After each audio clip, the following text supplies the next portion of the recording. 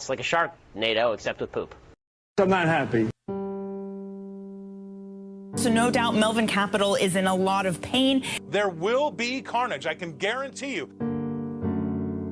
They're starting to have to unwind their longs in order to pay for the pain that they are seeing in these other short positions that are getting absolutely crushed. It is a corrupt system.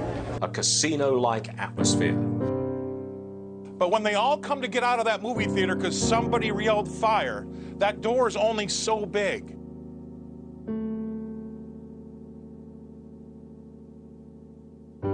Now it's almost become this risk that if you're publicly coming out as a hedge fund and disclosing the stocks that you're against, as one trader, as one Twitter user put it, you're at risk of getting Melvined. The reason the market is doing what it's doing is people are sitting at home getting the checks from the government. Grandma and the little guy have all banded together into a big group, and they've done this to the stocks. It's just a way of attacking wealthy people. The authorities, should they step in? You know, you have these massive bailouts. You have the Federal Reserve pumping money into failing banks and corporations. And then, I don't know, how many segments did CNBC do to talk about how the market is manipulated by these very companies and banks? This fair share is a bullshit concept. Ban social networks to talk about buying short stocks. There's a number of different ways that the stock market is manipulated or, artificially moved in one direction or another. I generally think that almost all of it is absolute BS. It is a corrupt system.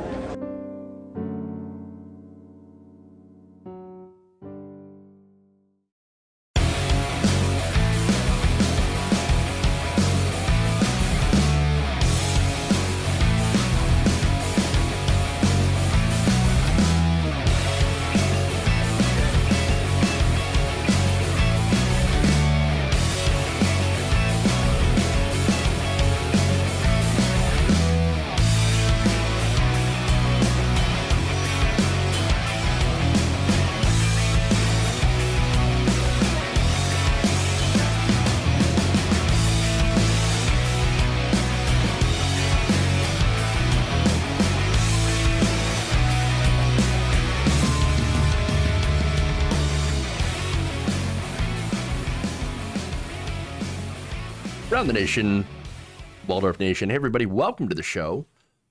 It's Tuesday. We got stories. Also, I hear a lot of you got some snow. In Michigan, we always have snow, but I hear Texas is not doing so well. So, of course, my thoughts and prayers go to Texas. Seriously, though, like for the people that are affected by this, it sucks. There are a lot of terrible stories coming out. Car accidents and just people without power, and of course the Texas power grid apparently is like run only by Texas, and then you got politicians that are blaming like California. I don't care about any of those like things, right? As far as politicians are concerned, I do care about the people that are down in Texas. So I do hope that y'all get your power back, and maybe that you look at this and be like, maybe Texas in its push for deregulation of its power grid, maybe that's why I don't have power right now. And maybe we should do something about that. 8 inches in northern Maine. Oh, but that's normal. So yeah. If people like in Maine and Michigan and stuff like that, they're looking at Texas going, that's literally Tuesday. Okay. I mean, but of course the whole problem is they weren't prepared for it. That's what I'm seeing. Like Texas, their power grid was not prepared. It wasn't winterized. They decided to cut some corners and save some money. And they're like, oh, we don't really care to winterize or anything like that. And nothing bad's gonna happen. Oops. Oh, we have an emergency. Please save us, daddy government. But to be fair, like California's power grid also has some problems. California's power grid causes wildfires. And that's not a conspiracy theory involving Jewish lasers. No, that's literally what's happening. Them not, the private companies in California that are managing certain sections of the power grid do so very poorly that, you have these situations where they start wildfires. cutting corners like Flint. There's so many corners that get cut. By the way, wind turbines, dude, there are wind turbines in Alaska. There are wind turbines in Antarctica. Don't blame this on wind turbines. And I'm not saying you specifically, the commenter. I'm saying that Republicans are currently blaming wind turbines. Like, oh, can you believe the Green New Deal that we didn't actually pass is causing our problems here in Texas, which is wholly run by the state? Or I should say, wholly run by Texas and disconnected. They've got their own power grid that's disconnected from the rest of the country, that, you know, they've deregulated to the point of where apparently anytime that this happens, anytime something, you know, happens like an emergency or snowfall, whatever, snowstorm, that everything just falls apart like a house of cards. Yeah, it's amazing. Remember when the president told California to fuck off during the wildfires? I do remember that. Private ownership of utilities shaves off profit at the expense of maintenance. Yeah. Okay. Yep. Again, they cut corners, they deregulate, they do all that stuff. And so are they trying to take control of the narrative? Yes. Oh, absolutely. Yeah. And of course, our power grid is vulnerable in so many ways. June, absolutely, 100%. And so anytime, look, and here's the thing, I'm not going to play the my state's better than your state game, or the my state deserves more aid than your state game. I think that's ridiculous. I think we're supposed to be like I don't know, the United States of America. I know, weird concept, that we're all supposed to pull together and, you know, combine our resources to actually target it to the places that actually need it. But of course, that's apparently communism. And we don't do that here in America because that doesn't make, you know, because that actually makes too much sense. And so, of course, we're not going to do anything like that. You've got, you know, whenever something happens in California or wherever, Hurricane Sandy, for example, New York, anything like happens in the blue states, the red states are like, Ted Cruz is like, don't send them any money, don't send them any help. And then anytime that anything happens to Texas, Ted Cruz is like, oh, please, daddy government, please help me, save me, protect me. I need your help, please. And so it's one of those games, and it's ridiculous. It's so, I mean, it would be, it's juvenile, and that's of course the big realization of our politics, is that it is just so incredibly juvenile. Like you imagine that when you grow up and become an adult, that you leave like the schoolyard fights behind, because they were so dumb and so stupid and so ridiculous. And then you grow up and you realize, no, schoolyard fights still happen. They just happen in the halls of Congress now. Like, that's the new schoolyard. And it's so fucking ridiculous. And I hate it all. I just hate it. El Paso rebuilt their grid. Very, very few had temp outages. Yeah, so that's the other thing. El Paso doing pretty good. That's what I've read. And yet the rest of Texas not doing so good. Weird how that works out. All right, anyway, we got a bunch of stories today. Not to go off on a bit of a tangent, even though I did go off on a tangent at the beginning of the show. We do have some interesting stories here. We've got Republicans. We've got a lot of Republican crime. I mean, that's like my favorite kind of crime. We're going to talk about that. We got Republicans canceling Republicans over the impeachment votes. We've got a hilarious letter to a specific Republican, Adam Kinzinger, which is hilarious. I'm going to talk about that. Then we're going to go switch gears. We're going to talk about the stimmy checks, and how you've got overpaid pundits, rich people that can't wait to tell you how little you deserve. Yay. And then we have another heartbreaking story. I like to do some of these. I like to raise awareness to this issue. There was a woman, a single mother, that was arrested for leaving her kids to go to work. Yeah. So, arrested for going to work. This is America. This is our country. This is what happens here. We jail people for not being able to afford childcare to work at their minimum wage job. It's so frustrating. So frustrating. All right, so climate change, what is that? It was cold here. And so therefore climate change doesn't exist. What are you talking? What? Yeah. Okay. Anyway, moving on. Let's get to our excuse me. Let's get to the first story. We got some cancel culture going on over here on the conservative side. Oh no.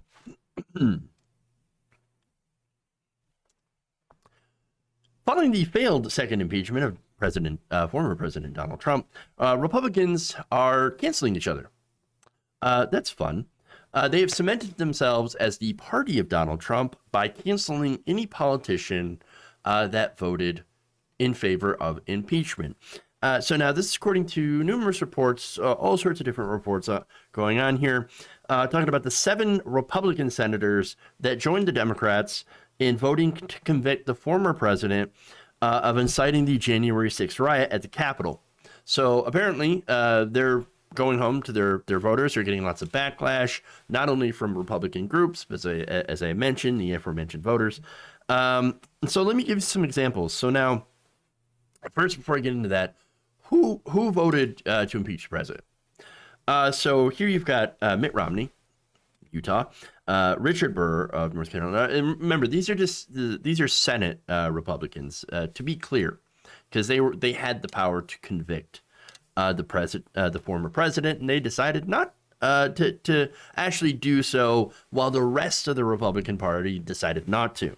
So you've got Mitt Romney, you've got Senator Richard Burr of North Carolina, Bill Cassidy of Louisiana, Suzanne Collins of Maine, Lisa Murkowski of Alaska, Ben Sasse, I know it's Ben Sass, but I like to call him Ben Sasse, of Nebraska, Pat Toomey of Pennsylvania.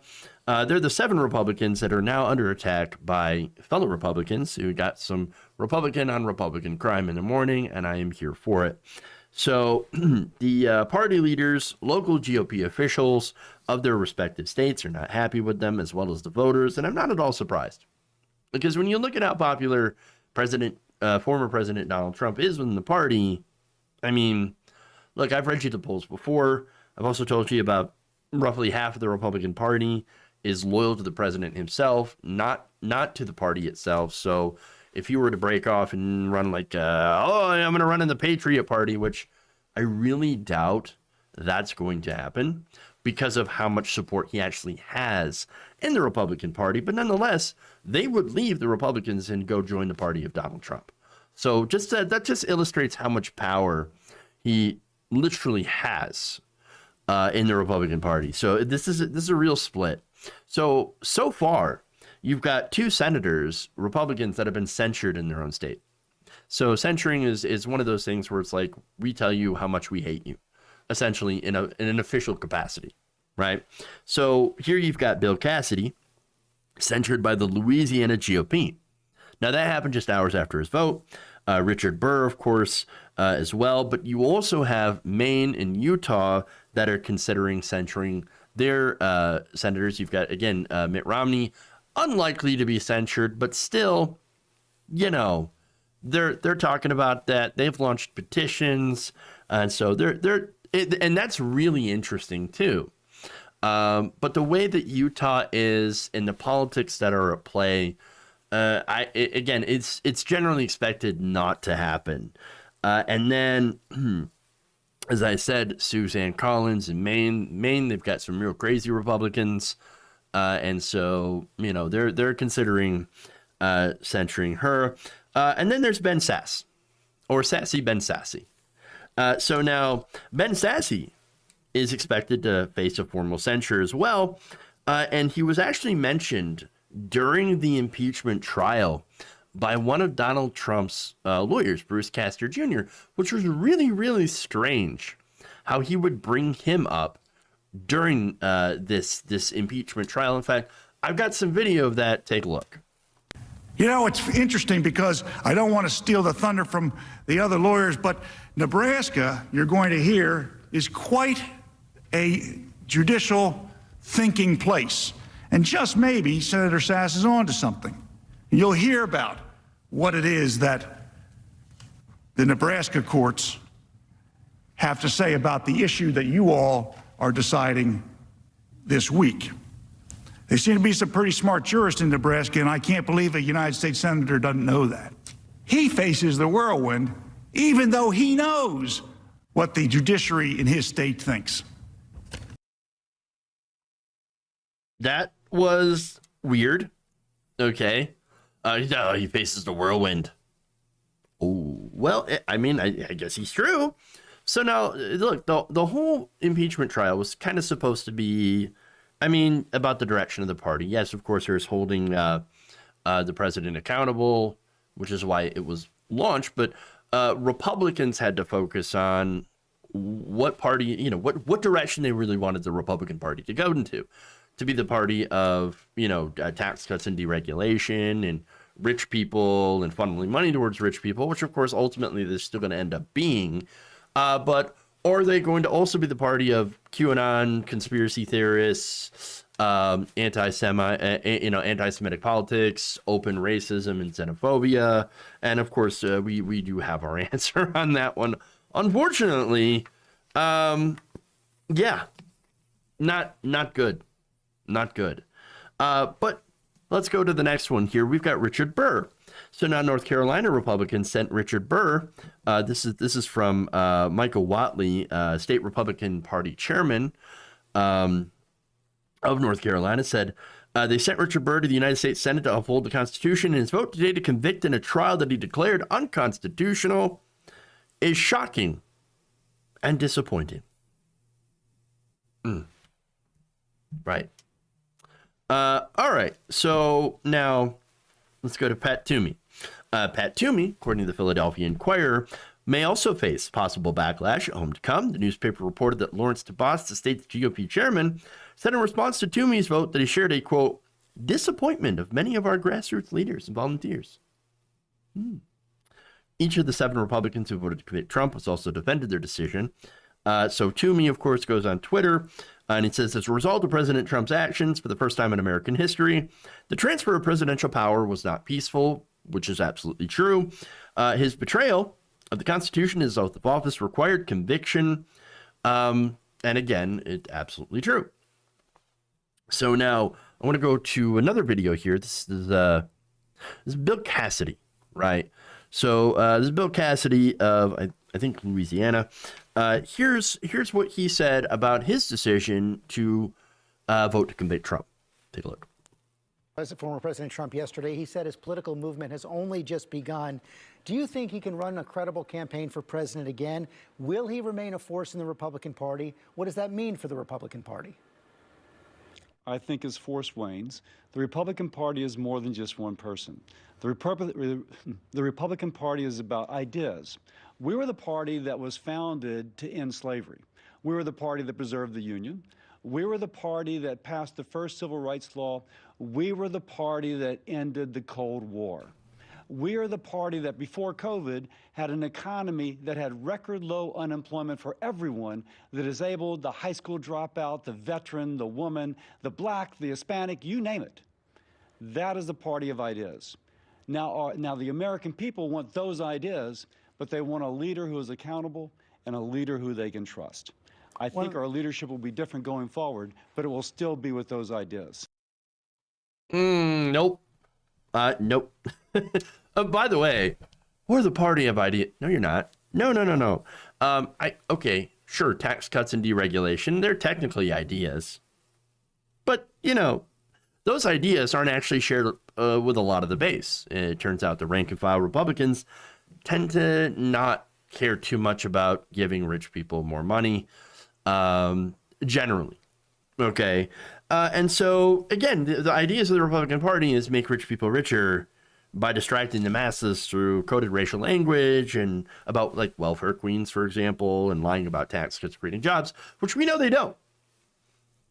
And so they never meant for their racism to be explicit. That now that racism, they are the party of racism as well, the party of Jim Crow. They're the party of, just coded racial language, the Southern strategy, etc. Right? But they never meant to be so open. They didn't mean for it to the dog whistle to be like a human whistle, right? And so now that it is, well, not good.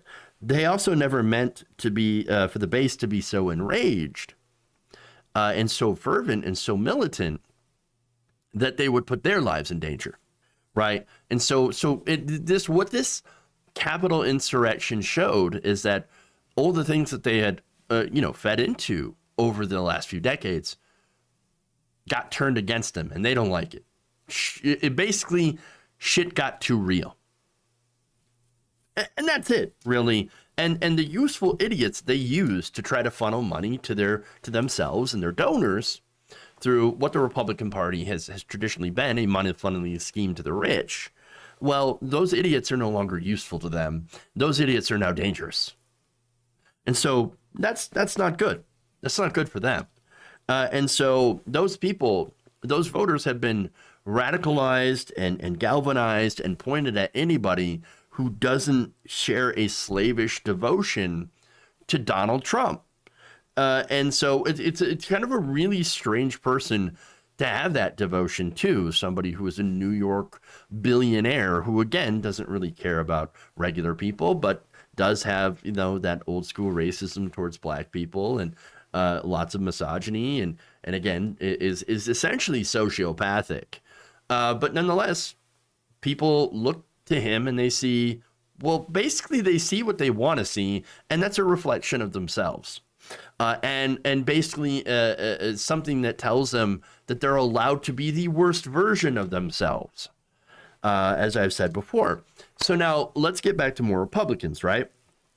So Mitch McConnell has kind of drawn the battle lines. Mitch McConnell is an evil person. I do not like Mitch McConnell. Mitch McConnell has killed so many people through his, inability to pass anything, to allow anything to pass through the Senate that helps poor people.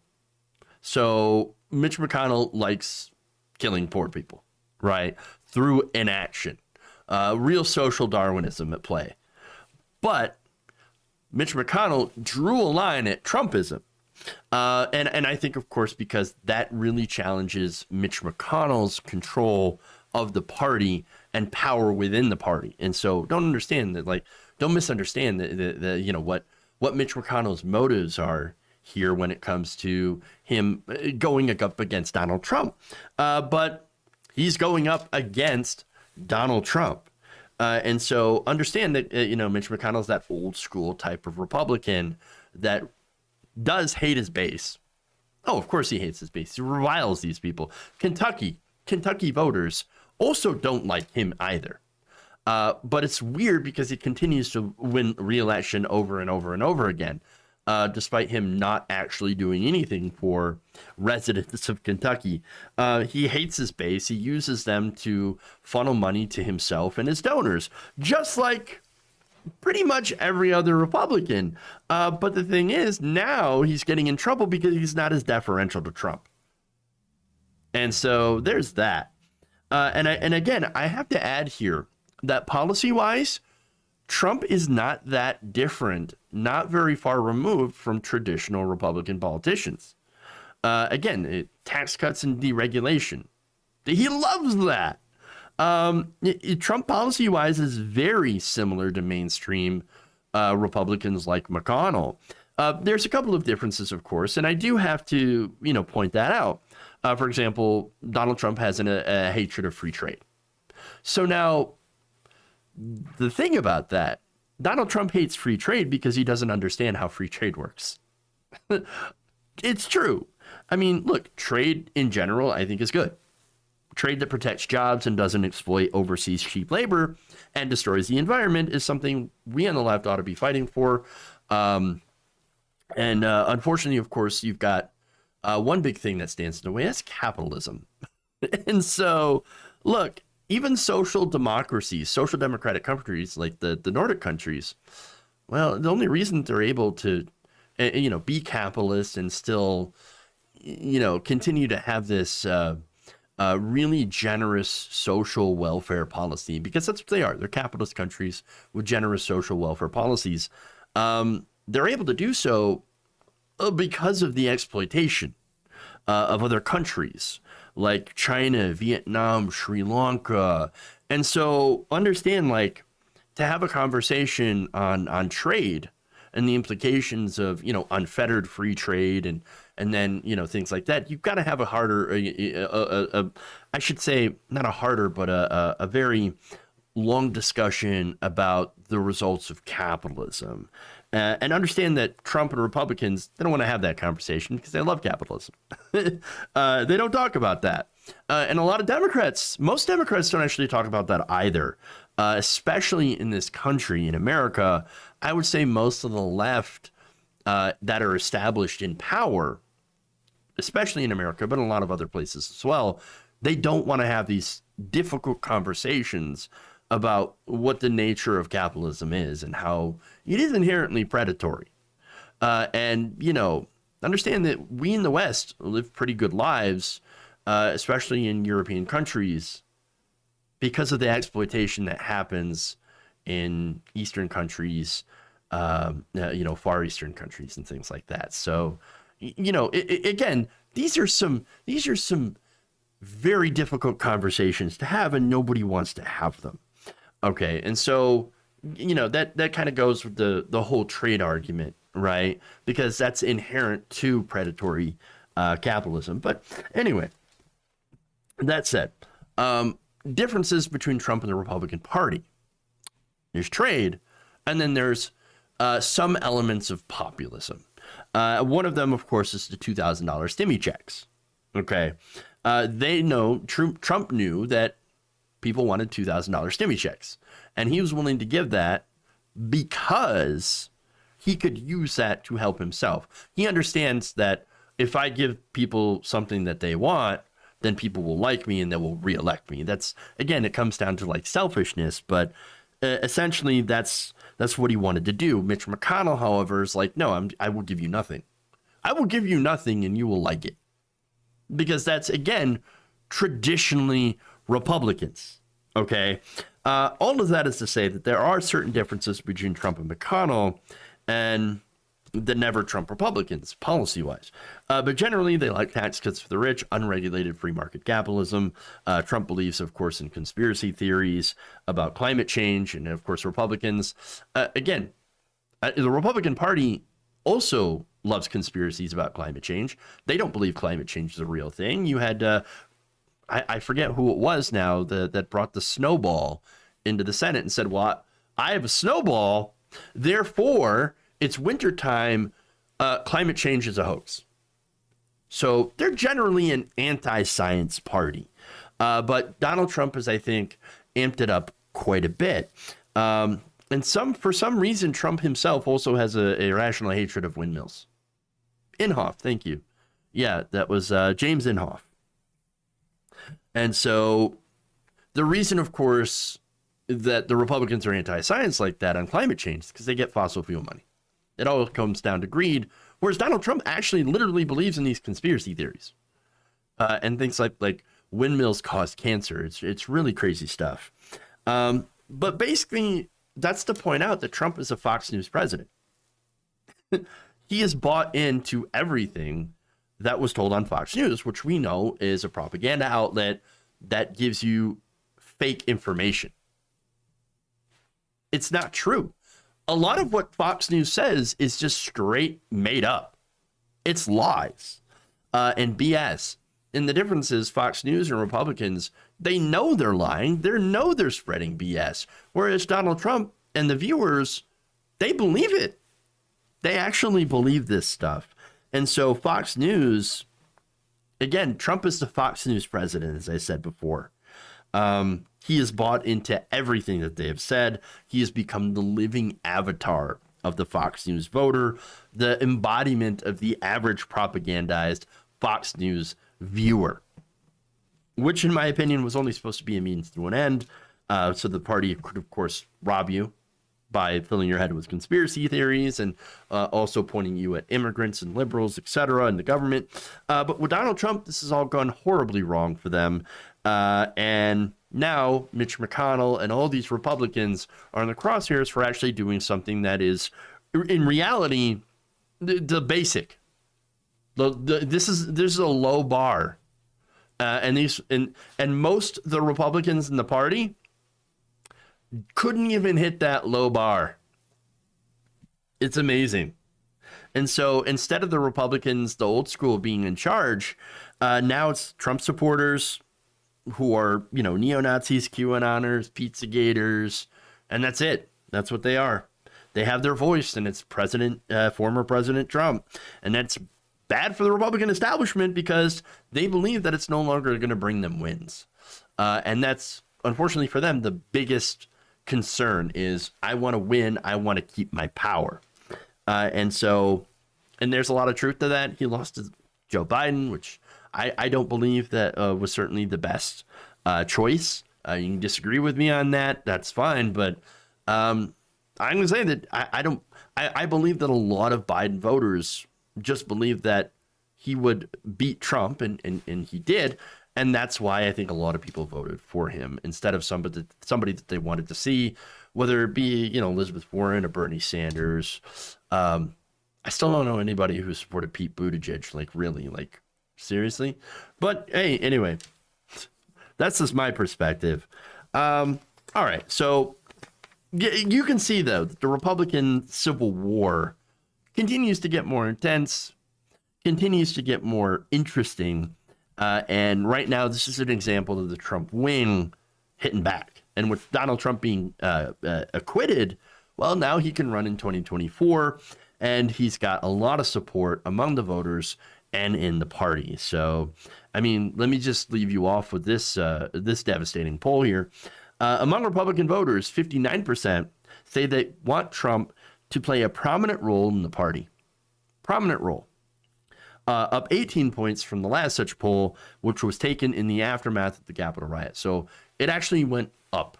They want Donald Trump to be more involved.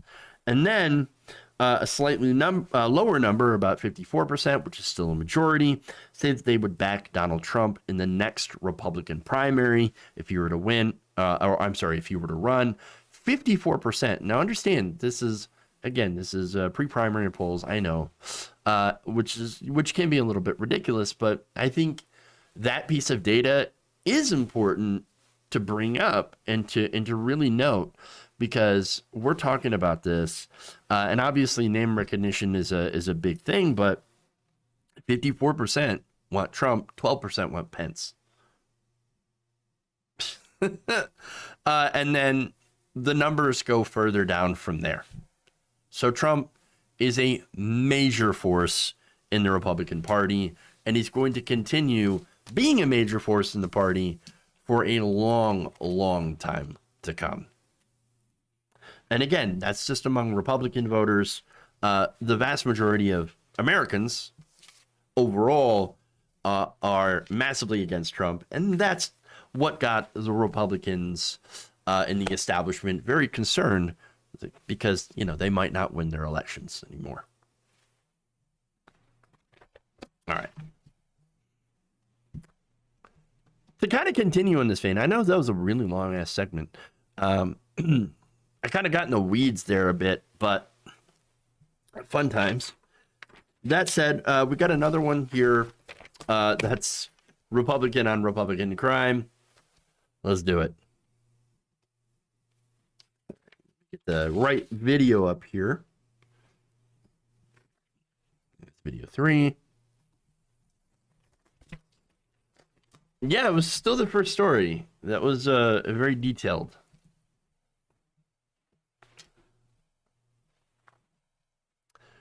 Republican Congressman Adam Kinzinger is facing some backlash for being one of the few House Republicans that voted to impeach Donald Trump.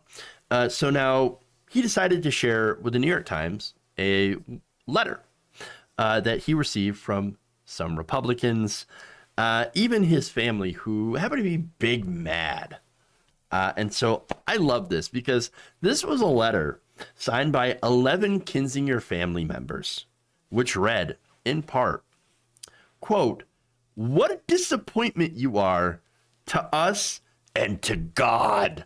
God is very disappointed in you. You have embarrassed the Kinzinger family name. How can you call yourself a Christian when you joined the devil's army?" Like, literally, that's what it says. "Believing in abortion. President Trump is not perfect, but neither are you or any of us for that matter. Well, that's for sure.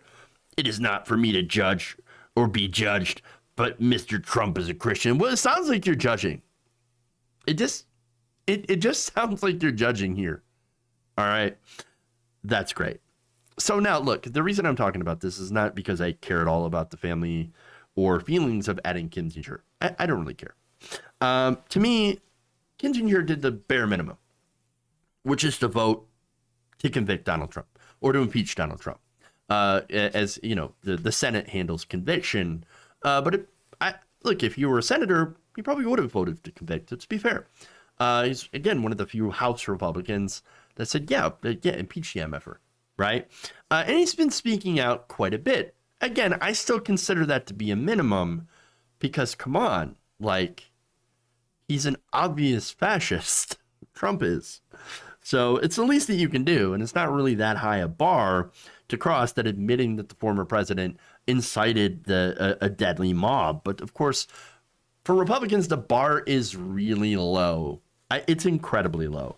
I mean, this is really just an issue of, hey, are insurrections fueled by unhinged conspiracy theories, are they bad? And if you vote in the affirmative and you're like, yes, they're bad, I don't think that you should get a ton of credit for saying that.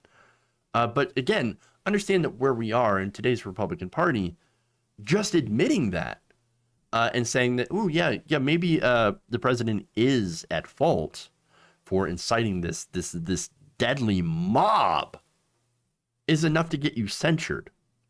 Really. And not only that, but apparently canceled by your family, which is crazy.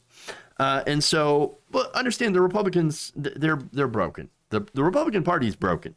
This is far beyond disagreements between, tax rates and involvement of government in business and in our lives in general. No, this is full on QAnon conspiracy theory nuttery. Marjorie Taylor Greene is indicative of what the new future of the Republican Party actually looks like. All right. Again, Marjorie Taylor Greene believes in giant Jewish space lasers that cause wildfires. She has supported in the past QAnon and conspiracies, as well as violent rhetoric against Democrats. And by the way, she also worships Trump, as they do. This is who they are. This is the Republican Party. So now I want to read you more from that letter. And this is hilarious. I love this. "You should be very proud that you have lost the respect of Lou Dobbs, Tucker Carlson, Sean Hannity, Laura Ingraham, Greg Kelly, etc. And most importantly, in our book, Mark Levin and Rush Limbaugh and us." You know what? That is a list I want to be on. It's like I want to be canceled by all of those people. There's no one here that in this story that I don't want to be canceled by. I think it'd be an honor to lose the respect of Lou Dobbs. I fuck every single one of those people. All right, that I just listed off. But understand, for Republican voters, they're like, oh, Mark Levin speaking the gospel. I watched this YouTube video. I know this is a weird aside, but I'm going to go on it anyway. Where somebody took Master Shake from like Aqua Teen Hunger Force and they dubbed in Mark Levin. And it was just hilarious. I don't know why it was funny, but I was like, yeah, this fits. I don't know why, but it fits. It's hilarious.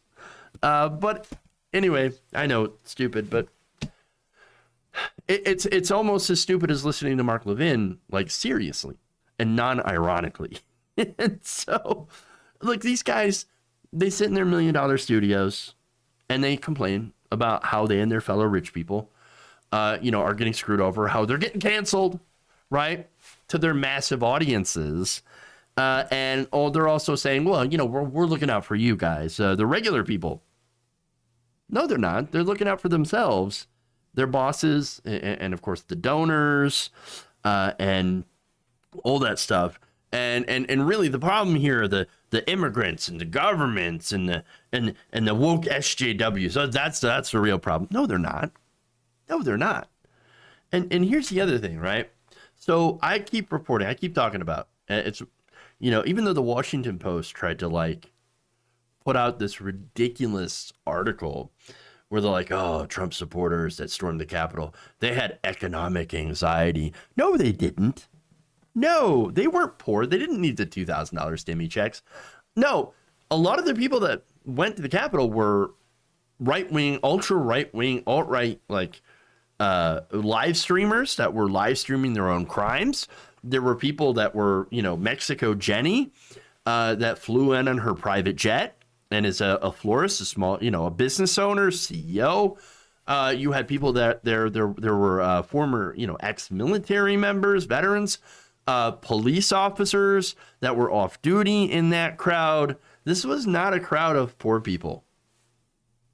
It's this, and it's ridiculous to say that this is about economic anxiety. It's not. They weren't looking for their stimulus checks, okay? No, they were there to overthrow a certification to install Donald Trump. And that's what it was. That's the entire thing. So it's what it is. What really drove them is not economic anxiety. It's white, fragility is one of them, and a massive fear of change. And that's what drives reactionaries. Okay. And so now Kinzinger had a response to this, by the way. Here's what he told the New York Times. Mr. Kinzinger said he has little desire to reach out to the loudest critics in his district's Republican organizations, whom he hasn't spoken to in years and said hold little sway over their voters. Oh, if you only knew, man. The letter writers and his family, he said, suffer from brainwashing from conservative churches that have led them astray. I hold nothing against them, but I have zero desire to feel the need to reach out and repair that. That is 100% on them to reach out and repair, and quite honestly, I don't care if they do or not. Well, look, they need to get deprogrammed. That's for one, right? They need to get deprogrammed. If you're not going to try to do that, I mean, yeah, you could leave them alone, but this fascism is going to continue to fester in Republican voters. That's what they're about. All right. And so, no. That said, good on him for doing so. I'd still never advocate voting for a Republican, but he's not wrong about the churches especially, which, look, if you're shilling for Republicans and you're a preacher, then tax your ass. You need to get taxed. Tax the churches. You want to play the games, pay to play, baby. Tax the churches if you're going to get involved in politics. And that's it. So now, this entire thing, this cancel culture going on in Republicans right now, it's an example of the pressure that Republicans are feeling. They know the party is gone. The people are gone in this direction. They know what they've helped create and foster as a party. Kinzinger doesn't want anything to do with that. That's fine. But a deal of Republicans are too scared to come out against Trump. In fact, I want to show you a video here of House Impeachment Manager Stacey, Plaskett? Now, she's going to talk to CNN about this. Let's take a look. It's a low bar, but I guess you need something to hope on if you're going to do the job. Yeah. So, listen, I had senators, even after we presented, who stopped me in the hallway, Republicans, who said that we had made the case, but yet they were going to vote to acquit the president. And when I would even offer them, potentially a get out of jail free card by saying, well, why don't you vote to convict in the first instance and then not vote to disqualify him, which only requires a majority. The response was, well, I don't think you'll get to 17, so I'll never get to that second disqualification vote, and I don't want to stand out on a limb by myself. Yeah, that sounds exactly what's echoed all through their ranks. Weak. Sad. Pathetic. There's a word, but I've decided not to use that word anymore. Because I don't want to kink shame, and also it seems to be banned on Twitch. So I'm going to avoid saying that word, but you probably can think of what word that is. But that's so sad that these Republicans are like, we know the right thing, well, we're still not going to do it. Because it turned out they actually care more about their careers than doing the right thing. But that, of course, unfortunately, is politics. They've got no backbone. Most politicians don't have a backbone when it comes to actually, anything, standing up for anything that might be controversial to the voters. And it's always been their own power over everything else. And that's the majority of the Republican Party, and certainly a lot of the Democrats as well. And so, unfortunately, they are nothing more, Republicans are nothing more than a reactionary, conspiracy-driven party. And I think the country would be way better off if they never even held any sort of institutional power ever again. And then we can actually go on to fixing the Democrats. Okay.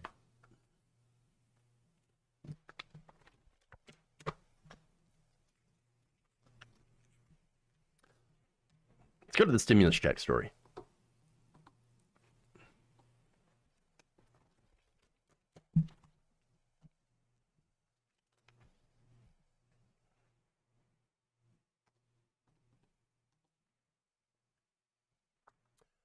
With the impeachment trial of former President Donald Trump over, the Senate now has a pretty clear schedule.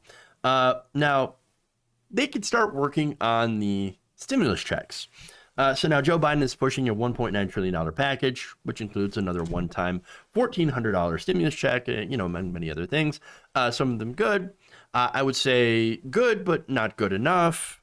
There are other things that we need to do. Now, centrist Democrats and Republicans seem to agree on a lot of things, including, the fact that they think that the stimulus checks are too generous. And we should really pare them down, right? Now, I have to note that the stimulus checks are already means tested, the ones that we had already received. Okay, couples making over $150,000 or $75,000 for individuals, based on their 2019 taxes, they are not eligible to receive a payment, right?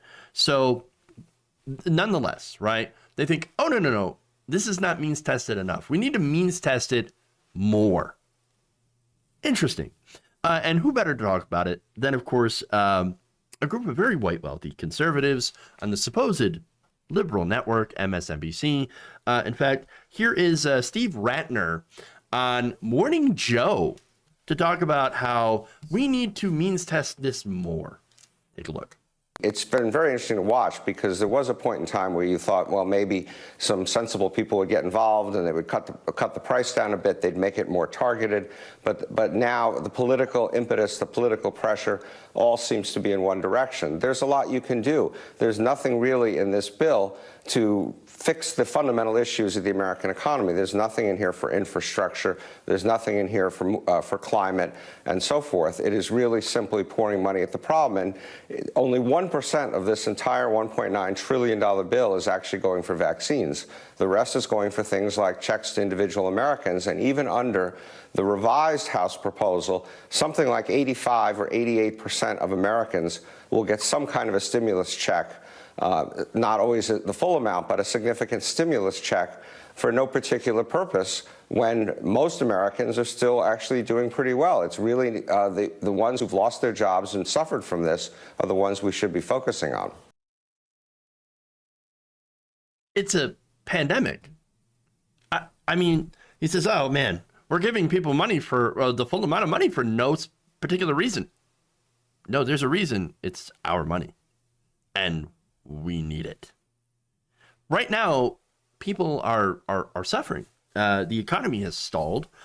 In reality, we shouldn't be sending people back. We shouldn't have been sending people back to work right now. We have nearly 500,000 people that have died as a result of coronavirus in this country. And so, come on. No, the best way to solve the problem right now is to take care of the virus so that we can open up, right? So that means, of course, getting everybody vaccinated in a timely manner. And obviously, that's going to take a lot of time. And B, while we're doing this, give people money to survive, which we're not doing. A $1,400 check is not going to solve the problem. A $2,000 check is not going to solve the problem.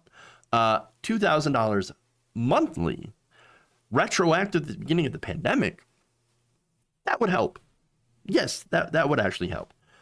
Because look, right now you have an estimated 14 million renters that are behind their rent and at risk of eviction in the middle of January, according to the Census Bureau. You have an estimated 16 million renters that have little or no confidence that they could pay their rent in February. You have the amount that of past due rent that is over $70 billion. When rent moratoriums end, that debt does not disappear. That gets all due. And if you don't have the money to pay it, which people that obviously are benefiting from a moratorium on rent and need the stimulus checks are not going to be able to do. So right now, it looks like the problem is being put off to the end of the pandemic. And what we're going to see is a massive spike in homelessness when this is over. What we should have, $2,000 monthly checks, student loan cancellation, mortgage and rent freezes, a complete lockdown for at least a month, maybe several months, in order to control new infections and to get everybody vaccinated. If we don't, well, then not good things are going to happen. And so we didn't do any of that. We're kind of screwed now because the chickens are about to come home to roost at the end of this. But yet this guy, Steve Ratner, says, well, you know, the checks, I mean, we need to make them more exclusionary. Okay, here's an idea. You give everybody money now, and then you tax it back from high earners. Simple as that. Universal checks. Everybody gets one. And then at the end of the year, you say, okay, who didn't need one? And then you tax it back. Simple as that. Simple. Now, here's why that's more effective. It gets out faster. You don't have to figure out who's eligible, who's not eligible, and try to target it. No, you can figure out all that stuff in order to figure out who to tax later on when they file their taxes. Yes, universal checks monthly, it's just more effective. And then, of course, the big advantage to that is nobody falls through the cracks. Okay? For example, if you made, over $150,000 back in 2019, assuming that we're going with those numbers, and that's what the Biden plan is calling for, they haven't actually restricted eligibility, which is good. So you made $160,000 in 2019. You're doing pretty good, right? Well, then you lost your job as a result of COVID. Over 100,000 businesses have closed permanently. So there's a good chance that you might have lost your good job. And now, in order to make ends meet, you're making $30,000 as a delivery driver and whatever, additional part-time job you've had to pick up in the gig economy, right? And again, usually that has to do with food service preparation, delivery. Those are the things that are really active now as a result of the pandemic. And so if you're in that position, you probably need that check, right? But because of the eligibility requirements, there's a chance that you won't get that check because of your prior income. So not good, right? Now, Steve Ratner, in another part of the segment, did claim that there was, people don't actually need the checks because, we had a 5% overall increase in personal income in 2020. So obviously, that's why the checks need to be targeted a little bit more. They're doing fine. Let's give it to corporations instead. What? hold on here. Now, it turns out that the figures that he cite from the Bureau of Economic Analysis even disagrees with Ratner's assertion and says, actually, no, that's a bad metric. Quote, the full economic effects of the COVID-19 pandemic cannot be quantified in the personal income and outlays estimate because the impacts are generally embedded in the source data and cannot be separately identified. Meaning, don't use that metric to argue against stimmy checks. You can't really use that. And contributing to that, by the way, is a stat that, well, there was over $1 trillion increase in billionaire net worth that happened during the pandemic. That was a growth of about 34% for rich people. Now, if you lump that in, do you not think that that's going to skew the numbers just a bit? I think it will. It's going to skew the numbers.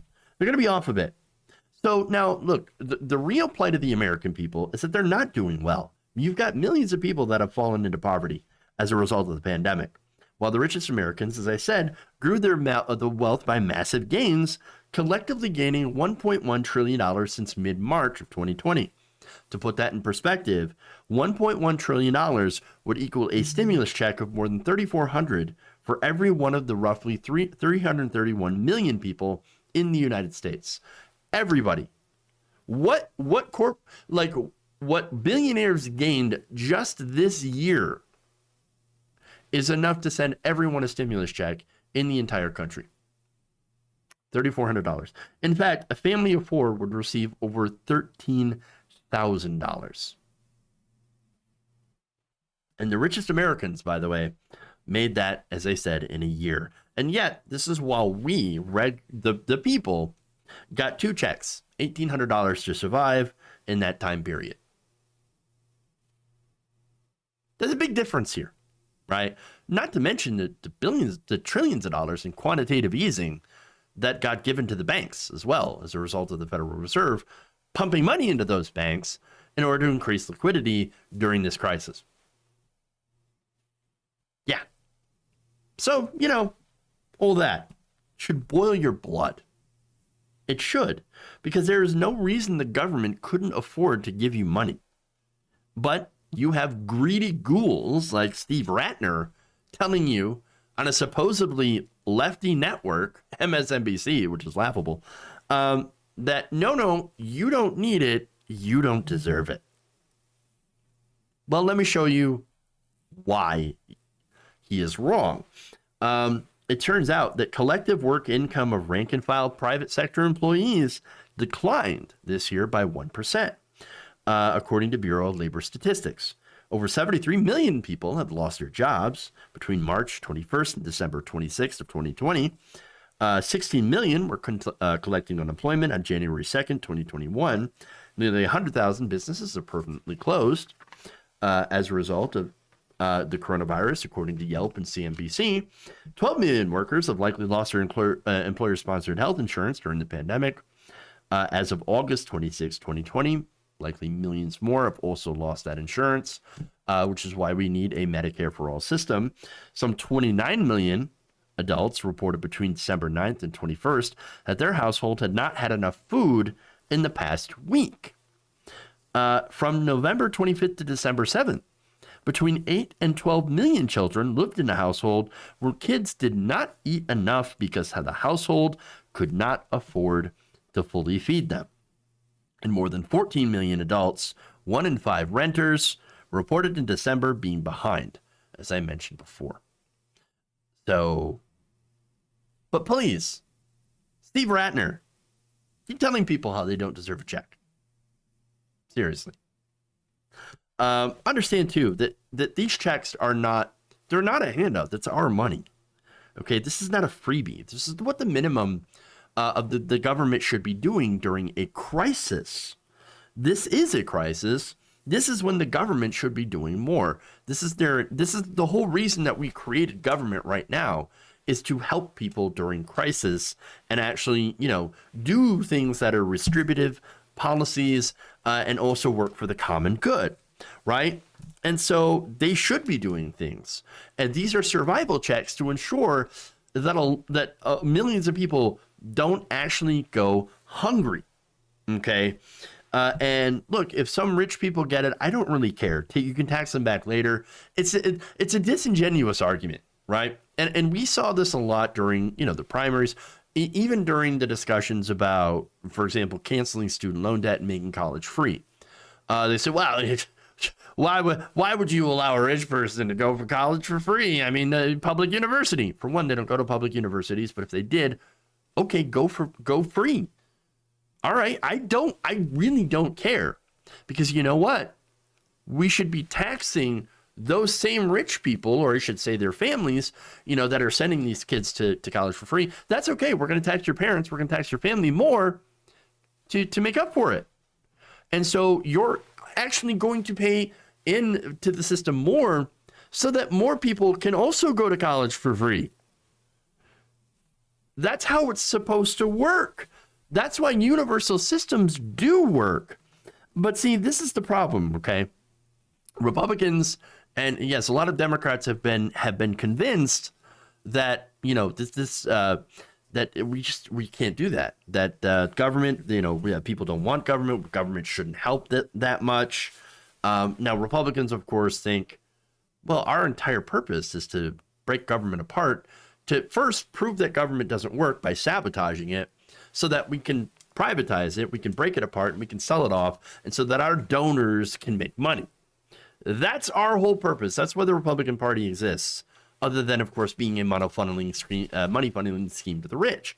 Again, part of that is through the privatization, and there are other ways that they, bilk their followers and siphon money off the backs of the hardworking American people, right?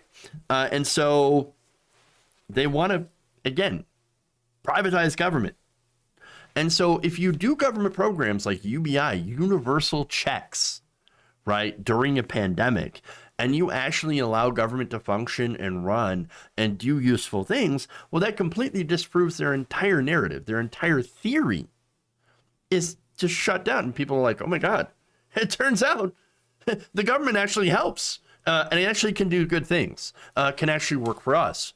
Well, it turns out I like that. I like when the government does positive things for the family, or for my family, and for us, right? And so Republicans are like, nope, we can't do that. We can't do anything like that, because we have to prove that government doesn't work, so we can break it apart, so we can sell it. And then, look, small government to Republicans just means less taxes on them and their donors. That's really what it is. And also less regulation for their corporate donors.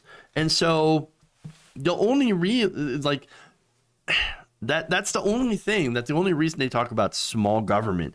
In reality, again, I've shown you many, many examples of Republicans calling for larger government to more, enforce conservative social norms. And that's what it is.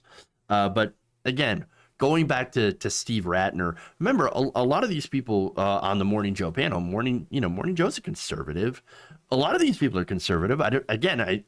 It's crazy to me to think there's, conservative people on what was supposed to be a liberal network. But that network, of course, is a giant corporation. So they're going to skew conservative on economic issues. And so screw them, screw MSNBC, screw Steve Ratner, screw Morning Joe, and the rest of these ghouls that, are standing in the way of your survival checks.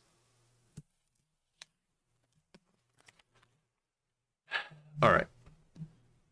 This was an incredibly long, wordy show, so I think I'm going to end it here. All right. Before I do that, a lot of love from the super chat, so as well as on Twitch here. So let me read some of those. Scotty Johnson says, "You're my favorite political YouTuber." Thanks. Well, thank you very much, Scotty. Appreciate that. Gabby Matzis says, "Shout out to my Ooh, I don't know if that's a shout out or a shootout. Hopefully, it's a shout out to my German friends." Yes, I don't know any German, so I'm not going to even attempt to, to even try to say any German. And Danko Bangle says, "Please send help." I don't really know if I can really do that. Not all right. Thank you for those super chats. Let me go over here to, let's see, Twitch. Thank you, Granny Dragon, for the 200 biddies. Much appreciated. CDubs1984, thank you for that Prime subscription. Much appreciated to that. For that. And thank you to all the new followers. Please like and subscribe if you haven't already. All that wonderful stuff. Much appreciated to you. A whole hour, just no breaks or anything like that. It's crazy. All right. So please, again, like and share the stream. Subscribe, follow, all that wonderful stuff. And we will see you all tomorrow. Thank you all. Love you. And remember, change begins with you. Good night, nation. We'll see you later. It was supposed to be shout out. Thank you. I figured. All right. Love you guys. We'll see you later.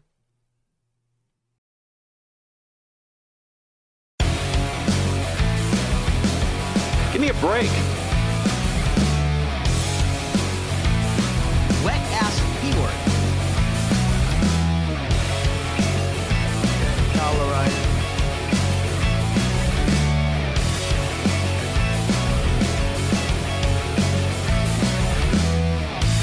Please clap.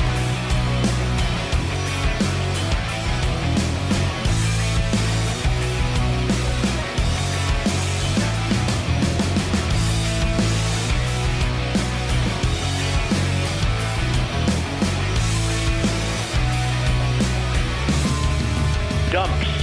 Big, massive dumps. You're kicking me out the door.